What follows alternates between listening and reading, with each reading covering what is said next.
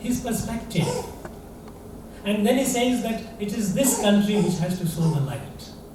Because his life was a period of massive devastation for humanity. He was a great revolutionary. He fought the British. And at some point of time, for some reason, when he came to Pondicherry and spent the rest of the time, he witnessed the two devastating world wars. He also witnessed unprecedented, unimaginable, destructive power in the hand of humans when the bombs were dropped, atomic bombs were dropped at Japan, Nagasaki, and Hiroshima. And then he wondered, what is the fate of humanity? Is it self-destruction?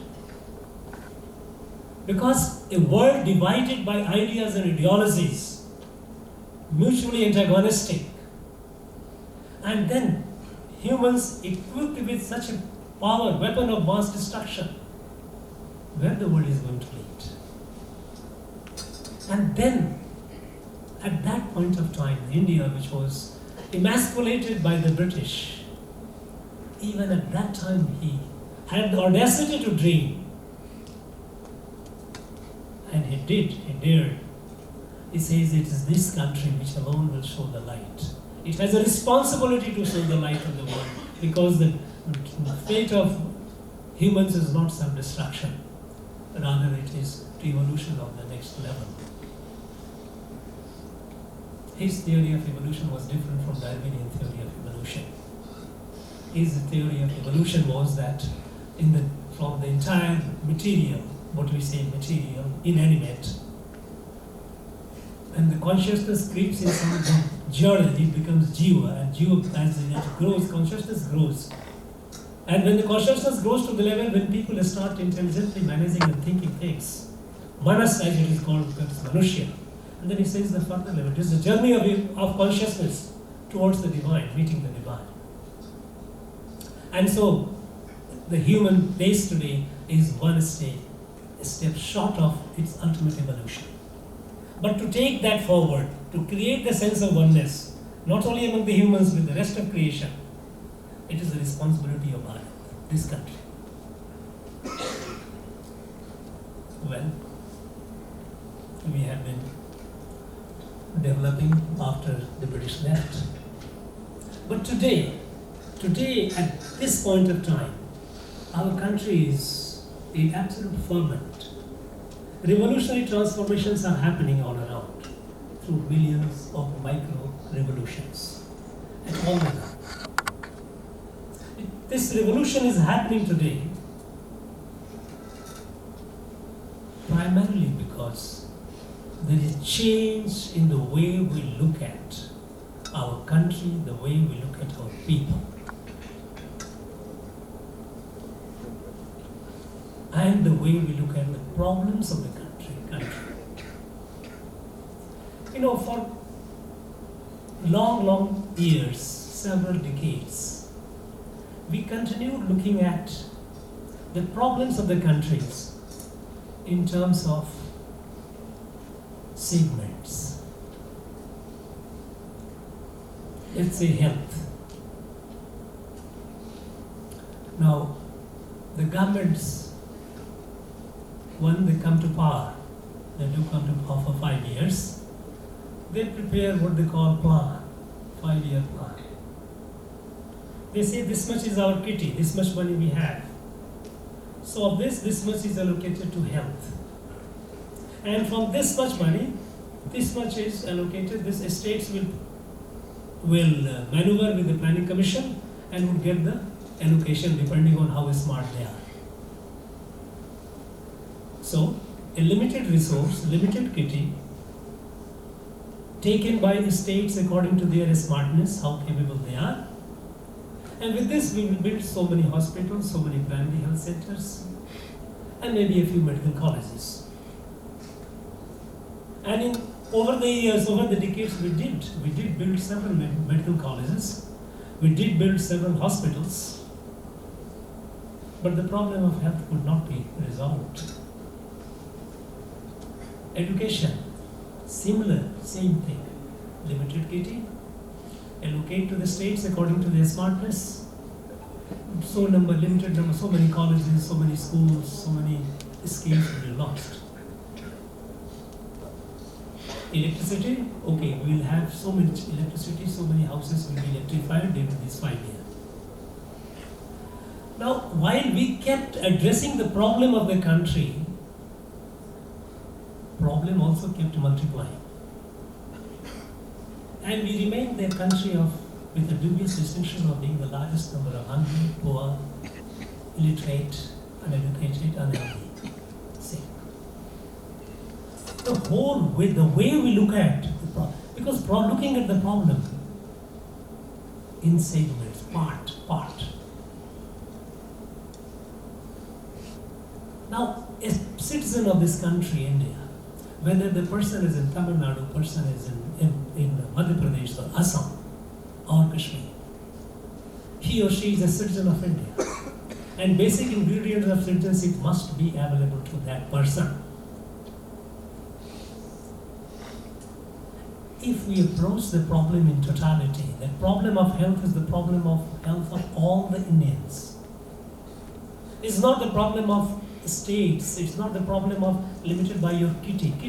The same model. When we started looking at the health as a problem, as a holistically, education holistically, infrastructure holistically, electricity holistically, homes, homeless. Okay, everyone will build so many houses, so many thousands. There shouldn't be any homeless person in this country. We started looking at this problem of the country in totality. Problems which were essential in grid, which were very, very crucial for a dignified existence of our citizens. And then look at, we have been able to, we are addressing, now problems are not fully addressed as yet, but it is not a sectoral approach. It is a holistic approach. If it is a health for all. Ayushman Bharat doesn't make a distinction between whether a person from Tamil Nadu or a person is from Assam or Tripura. Every person is. All the problems. And even the states which were smart and which developed, like our state, Tamil Nadu, it is among the advanced states of the country. But here too, because our outlook was Darwinian, smart people would get it. You have a lot of regional imbalances. I have seen districts which are way behind, perhaps comparable to the district elsewhere in the country. So why this regional imbalance? Because some area smart people would be able to take care of that area, that particular district is not. No. So what we did, we identified the relatively backward districts in those very states. They were deficient in many areas. Over 120 districts were identified. They were called aspirational districts. They were not called backward districts. There was a lot of things also works in the word, the language. It touches your emotions. It motivates it. Instead of calling it a backward, we call it aspirational district. And started a special focus, constant monitoring, monthly monitoring. Niti Aayog is on the job. And we find that regional imbalances being taken care of. Looking at the country in totality and addressing the problem of the country in totality is what is bringing the change today that we see. Another change is, for a very, very long time, government was like a guardian, what do you call it, in the Maiba. Everyone, for every citizen, was made to look at the government for whatever needed to go to government. It was a colonial hangover. British had made us like that. For each and everything you have to go to government and plead for it. We didn't realize, we didn't appreciate the power of the people. The government capacity to deliver is very, very limited. It constitutes only an infinitesimal section of our country. There is huge talent, huge capacity, huge energy latent in our people. They need to be harnessed. And so, the change that happened is, whatever be the policy, whatever be the scheme, it must be with the people's participation. What Prime Minister says, Jan Andolan, Jan Bhagidari.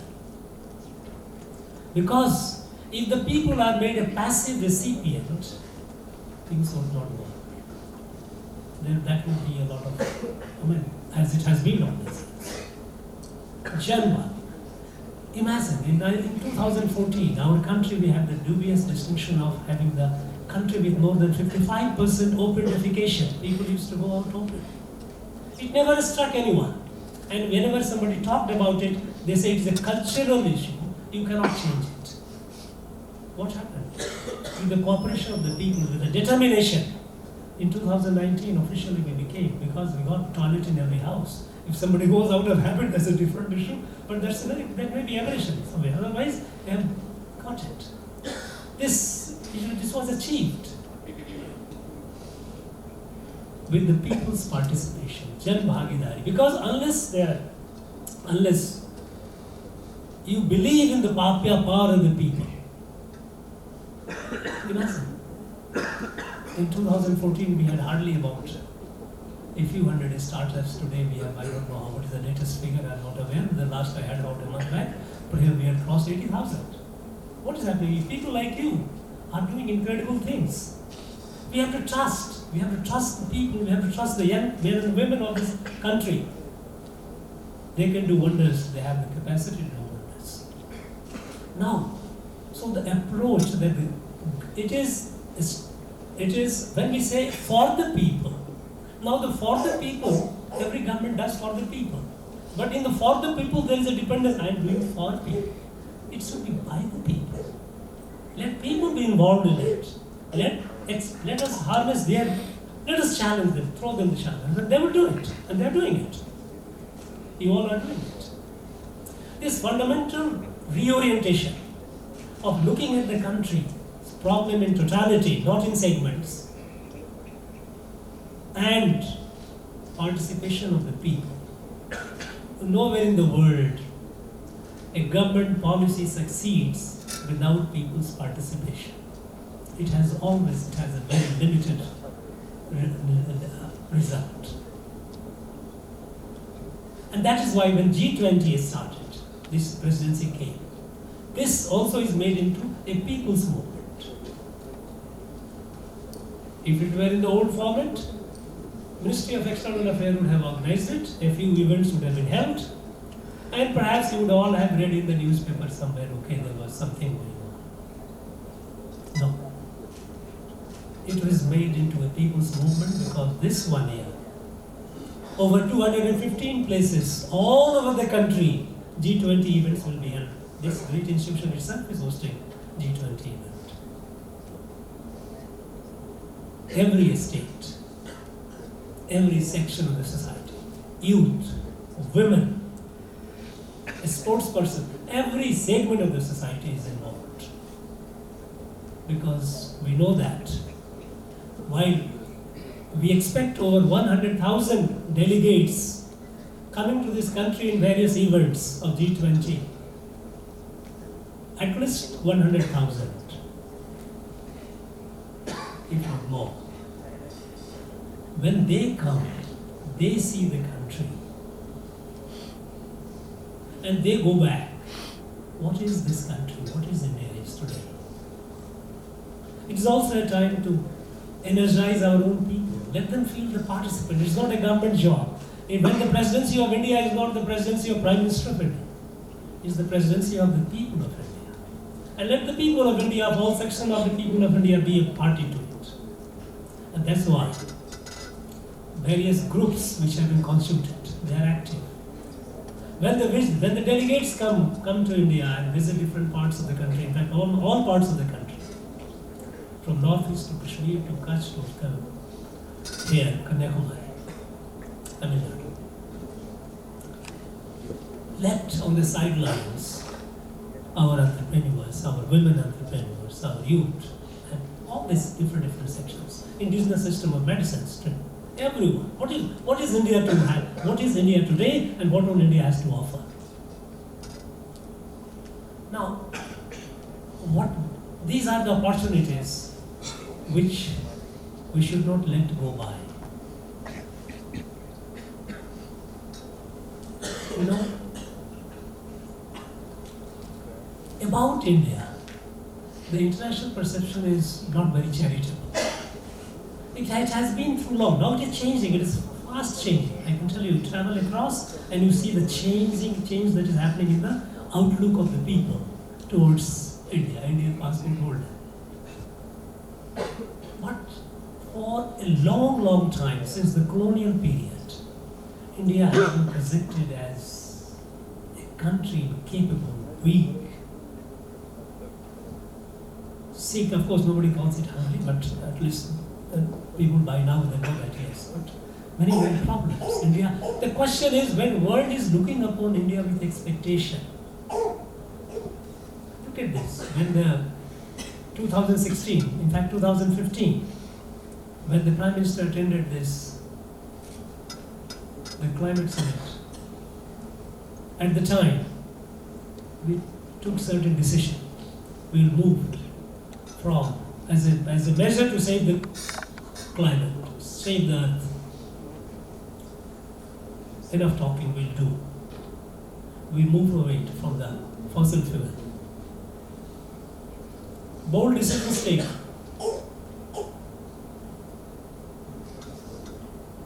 We've set the target of 100 gigawatt of clean energy. We achieved it long before our target is. In 2016, when India constituted this International Solar Alliance, because it is again innovative thinking. When the sun gives you so much energy, inexhaustible, and there are countries in the world, more than half the countries in the world, who are sun-rich, can't use it. At the time, there were many skeptics. Except few countries like France and all, there were not many people coming forward. But International Solar Alliance was set up with headquarters in NCR, National Capital Region, Gurgaon. Today there are more than 120 countries who are now members of it. And we are moving in a big way, solar energy. Now the question is, in every, be it climate, be it pandemic, be it even war, even this Ukraine-Russia war happened. We had several thousand of our people locked in, trapped. And we told both the countries, stop, give us time, we need to evacuate our people, and both countries respected India's request. Now this is new India. Now the world is looking at India with expectation. We have to tell the world we are capable of it. We are becoming capable of it. How our youths are aspirational. How new things are happening. How micro-revolution is taking place. This is an opportunity for us to tell them, our women are no, what used to be, or the perception in the world is. Perhaps they are more, if not, they are equally, if not more aspirational and coming forward in every field. So, this is an opportunity for us to tell the world what India is, how India, aspirational India is, and how it is fulfilling its aspirations. How different sections of India, all the sections, not different, but all sections of our country, men and women, how the transformation is happening in every field. That would give confidence to the world that India, which is with they read and they see some events here that they are doing. They see, look, they come and see. Seeing is believing. They go back with a sense of confidence that India is capable of addressing the global challenges. This is a huge, huge opportunity for us. And I think we must make full use of it. I think we have I would love to have some interaction, question, answer, and talking. Thank you very much for listening to me.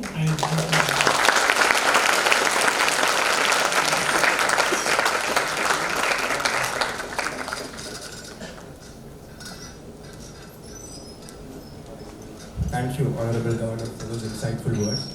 I'm sure that the audience present here would have learned a lot. We'll now move on to the fireside chat.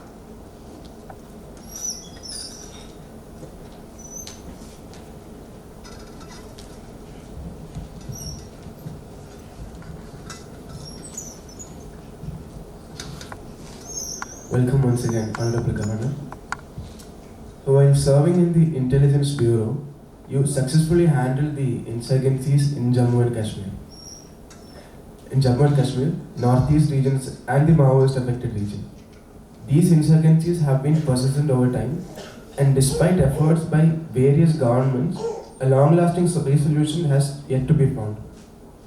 What do you believe are the major causes for such insurgencies, and who are the major stakeholders for the integral of long-term peace?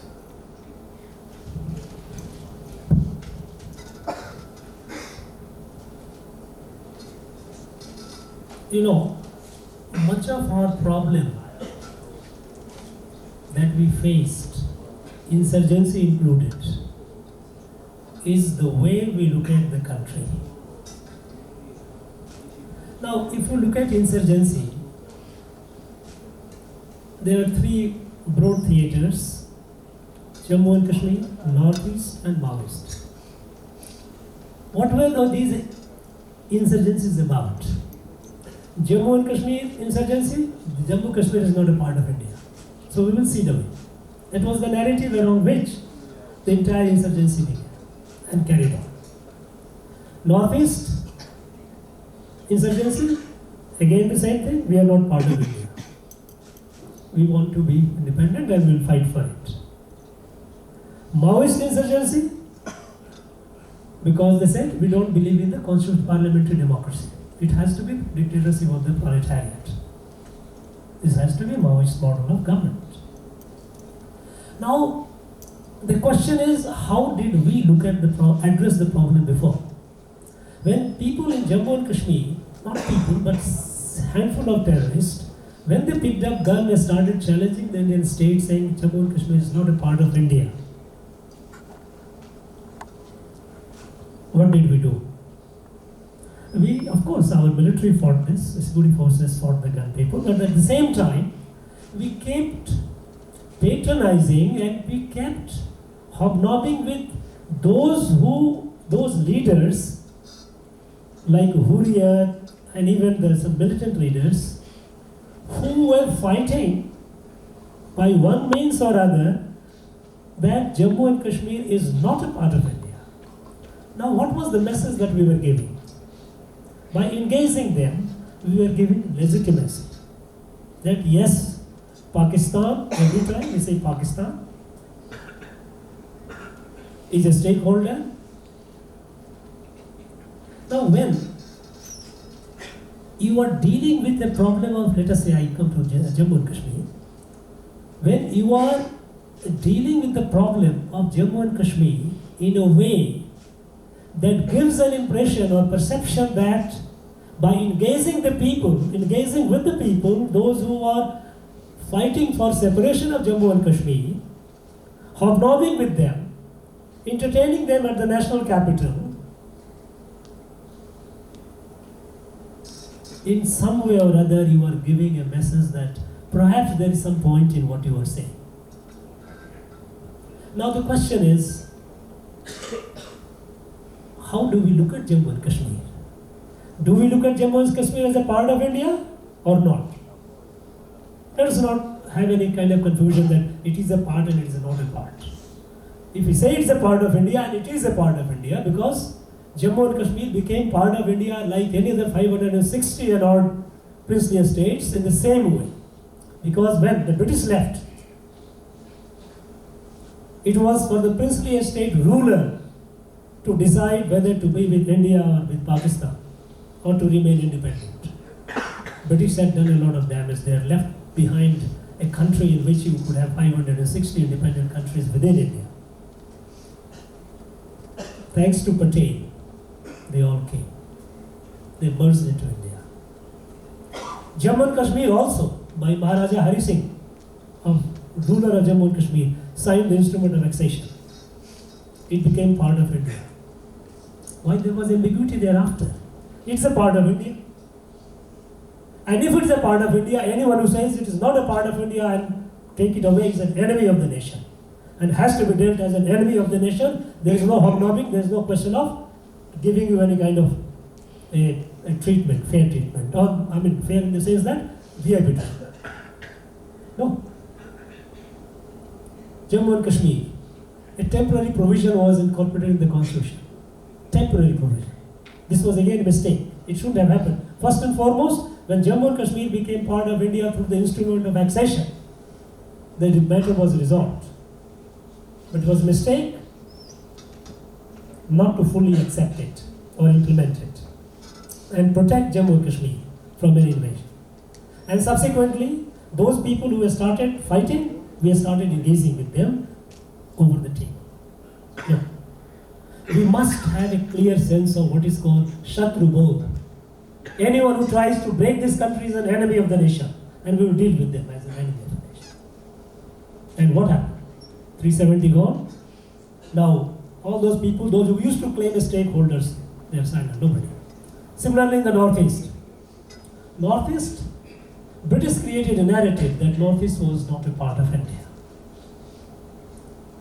And when some people started using violence, Government of India approach also was, okay, they need to be with sensitivity, they need to be brought in. Do you understand this country? When I went in 1990, I went to Northeast. Everyone told me the same story. Everyone asked me to read the book written by a British civil servant, Edward Gate, History of Assam. Assam was almost the entire Northeast. It was a colonial perspective. When I started meeting people, I give you one illustration. There is an Idu Mismi tribe in Arunachal Pradesh, close to China border. I used to stay with the people, I used to be the village chief as their guest, sleep in their houses. I saw those tribal people having tuft, what we call chutia. I was curious, what is this? And they told me a story. Rukmini was from there. And they told the whole story, that how Rukmini was in love with Sri Krishna, she wanted to marry him. Her brother Rukmini wanted to marry her off to somebody. She gave a message to Krishna. Krishna came, fought Rukmini and wanted to kill. And at that time the sister sought the prandan, spare the life of my brother. And then Sri Krishna took this, with his Sudarshan Chakra, shaved the hair and left the tuft. Now this legend, this folk tale within the tribal communities which are far remote, who you and I called, British called them tribals. How did this story reach there? Parasuram Kund, right at the tri-junction of Burma, India and China, there is a Parasuram Kund.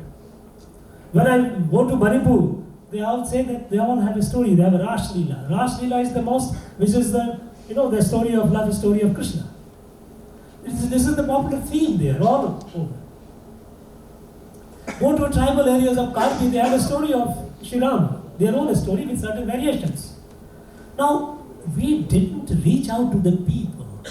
We didn't try to understand the people. And when we see that, look, how did this story reach there? This India has not been built by rulers and the strongmen, Bahubali. It is a cultural and civilizational evolution. And that is what is spread all over, that is what united. That is what made people move from one part of the country to another. 600 years ago, a great saint of Assam, Mahapurush Shankardev, traveled all the way from Guwahati, came to Rameshwaram, studied there, came to Kanchipuram, studied there, went to Kashi, studied there, went back. And the first poem that he composed was Dhanya Dhanya Bharat Bhumi. And then we started saying that no, they are not us. What is this?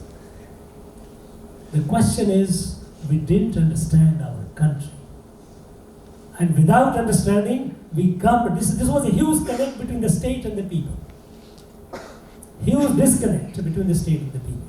We started treating the people. And when we start treating the people as if you are not ours, naturally that further reinforces the belief that we are not yours. We change the paradigm. No, you are us. You are us, you have a problem, we will deal with it. It is our problem, it's not your problem. We will together, we will sort it out. And this is what happened in the last. While Jammu and Kashmir issued in 2019 with abrogation of 370 in the northeast, right from 2014, ever since this Prime Minister came, we made it very clear. Zero tolerance to gun. Anyone who picks up gun and fights, we will deal with him with gun. There is no tolerance. But you are us, we will do everything for you. There is a massive growth happening, infrastructure, roads being built, thousands of kilometers of highways. So many new airports have been built. Railway lines have been extended to places which are inconceivable.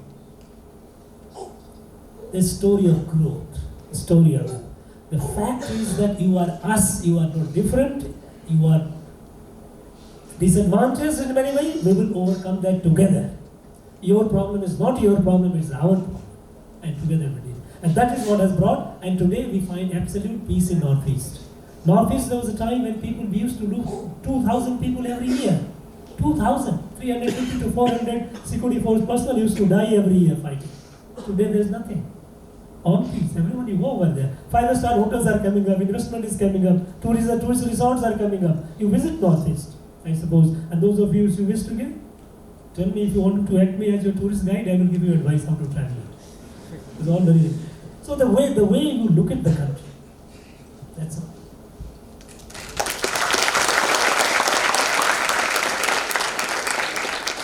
As the interlocutor for the National Socialist Council of Nagaland, peace talks, and later as the Governor of Nagaland, you played a key role in the signing and implementation of the historic Nagaland Peace Accord. Given your extensive experiences and knowledge of the region, can you elaborate on the specific challenges you faced in signing and implementing the accord and how you overcame them? The first insurgency in the country was Naga insurgency. It began in 1950s. Not at the time of independence, after a few years. On the same narrative, we are not Indian, Nagas are not Indian. And we responded with our understanding, that very understanding that okay, let us have it. I used to often call it security is M square, money and military. That was the approach of the government. Deal with military and put some money. And when you put some money also part of it goes to insurgents only. It doesn't go for development anymore. We broke it. The first thing, and how the Nagais talk was going on. We started the talk in 1997. And they put a condition that only in third country, not in your country of India, not in my country of Nagaland, it will be in third country. And every conceivable good destination in the world, you can think any place. Right from Osaka to Tokyo to Manila to Bangkok to Hague to Zurich to Amsterdam to Rio de Janeiro, every place talks were happening around. Interlocutors were going and happily doing. Once in a 6 months, 5 months, there will be a meeting. They will go and in the 5-star hotel and talk. Oh, okay, they will come. No, this is how it is. And you will start listening. No, we didn't realize the worth of our weight. We told them, when the responsibility was given to me, I told them, look, you guys, are you serious? We have gone through this drama for last almost about 19 years. No. If you are serious, then you better come here. We will talk here in this country, this place. I will give you a place to stay. Otherwise, you go off. There is no talk. They came. I gave them a place in Delhi where they stayed and they started. I went to Nagaland, held a public meeting in the very village. Aged Fizo, who was the father of Naga insurgency, in his village, with 10,000 people around, I told them that look, we are not here to fight Nagas. Nagas are ours. Nagas have to be, their issues, their concerns have to be dealt with love and affection. But never have an idea in your mind that you can drive India out of Nagaland. It will never happen. They want plain, simple, straightforward talking. If you give them illusion that I am talking about your sovereignty, then that illusion further feeds on the problem. No, you are us. You have a problem, we'll deal with development issues, some other issues, your tribal system of administration, we'll take care of that. Our constitution is very flexible, very large. It has a space for all kinds. Most of these issues can be addressed. But no, you are not different. After throwing some tantrums, eventually, within a year, they came around and signed this. Okay, the problem of Naga insurgency will be solved within Indian constitution and within the Indian Union. So political part was gone. Now the issue is only of rehabilitation of the guys. Those who what kind of opportunity you are giving them. Because after all, they are young people, several thousand young people, they are ours. So the narrative that you are different, that is not acceptable. But because this narrative has been there in the mind for over 6 decades, it could not be just abruptly said and done. It had to be done with patience. As an interlocutor, one thing which my experience is, and I think many of the management guys also read some books and all. I don't know what are there in the books, but I can tell you, patience. Listen. Listen to them and tell them your red line. This is not acceptable. I will not cross that. And today, challenges were there even at my own end, convincing the government. Because the entire system, the bureaucracy, the security forces, the political executives, they were all tuned to old thinking that yes, this is an old, is that not all the narrative, written by all the British and other people, that they are different. A host of anthropologists. Anthropology is another discipline which has done a lot of damage. This anthropology is not a natural evolution of a study. It began with the colonizers understanding the colonized people. It is a record. So they went and colonized the country and they understood the people. And when they try to understand the people, they try to understand the people from their perspective by finding out the differences between people. One district, people wear dhoti like this. Other district wear like this. Your way of eating, this is how you eat. This is how you greet. And these minor differences put together, separated. If you look at the differences, all of us are different. Do you highlight the differences? Do you go into synthesis? Or do you go into breaking into pieces? No. So all these things. So it was a problem, it was a challenge also to convince the political executive, the bureaucracy in the ministry and the security forces. Change. That was the problem. So a lot of work both ways. But anyway, finally happened.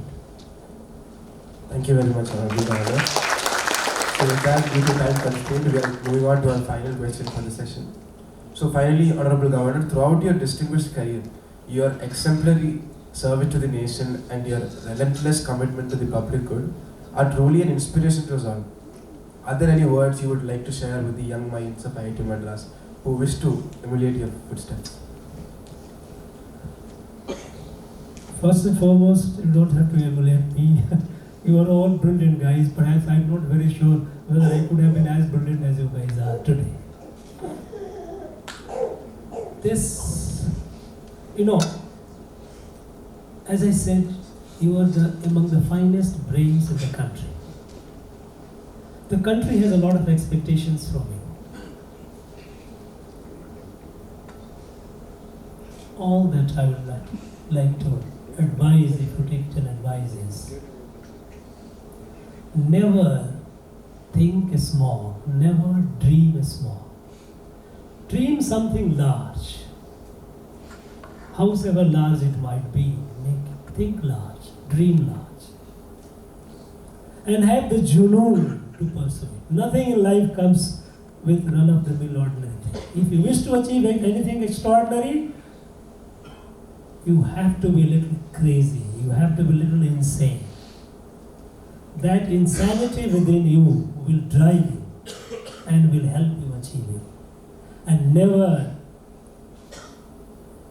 get defeated by your failure. Failures are setback. We have all suffered. We have all failed. I have failed multiple times in my career, in my life. I never let the failure defeat me. Move on. And do things which are Otherwise, it is unimaginable. Things, do things. You are capable, you are among the finest brains. So, if you do not, then it's not only your personal loss, it's a loss to the nation also.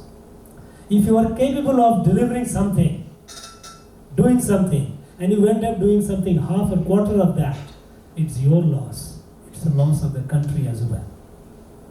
So dream large, because we expect you to dream. If you don't dream large, who else will dream? Be daring. Have some element, some insanity within you, juno to pursue it. And don't allow any failure or setback to defeat you. That's all. Thank you. Thank you very much, Governor. Thank you once again for devoting yourself. We have a special book in which all the spotlight speakers of history, they write down their experiences with Shastra. And I now invite our core Mahbub to bring it over to the stage for the Honorable Governor.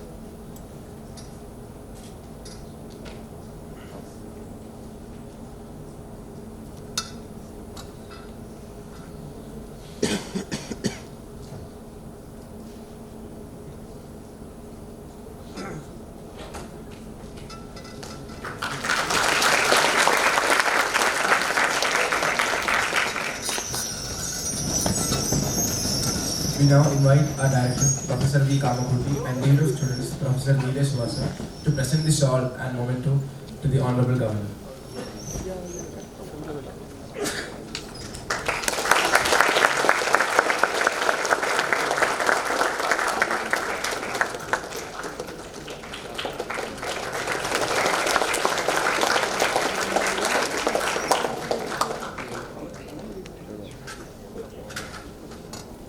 We thank the audience for attending the session.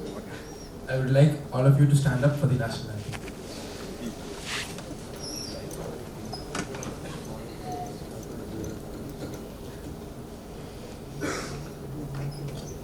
Janagana mana adinayak jaya he Bharat bhagya vidata Punjab Sindh Gujarat Maratha Dravida Utkal Banga Vindhya Himachal Yamuna Ganga Uchchal Jaladi Taranga Tab Shubh Name Jage Tab Shubh Ashish Mage Gahe Tab Jaya Gata Janagana Mangal Dayak Jaya He Bharat Bhagya Vidata Jaya He Jaya He Jaya He Jaya Jaya Jaya Jaya He.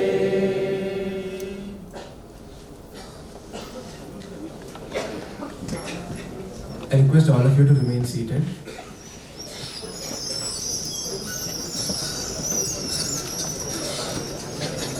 please do not exit the hall without being informed.